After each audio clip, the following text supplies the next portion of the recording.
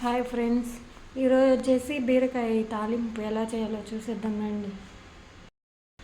First 2 table spoon నూనె వేసుకోవాలి.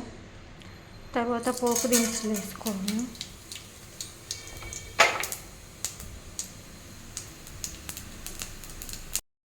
తర్వాత బీరకాయ వేసుకోవాలి.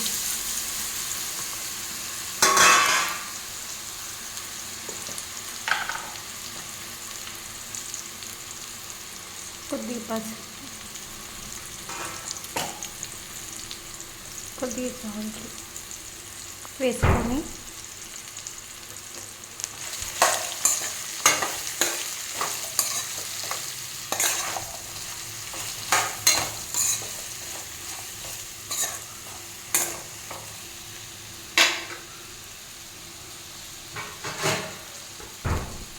కొద్దిసేపు మూత వేసుకోవాలి.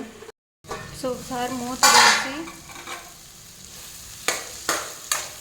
వేగిందో లేదో చూసుకోవాలి ఫ్రెండ్స్. ఇంకా కొద్దిసేపు వేగాల. ఇప్పుడు వేగిన తర్వాత కొద్దిగా పప్పల పొడి వేసుకోవాలి. పప్పల పొడి వేసుకున్న తర్వాత అయితే ఇంకా రెడీ అయిపోయినట్టే.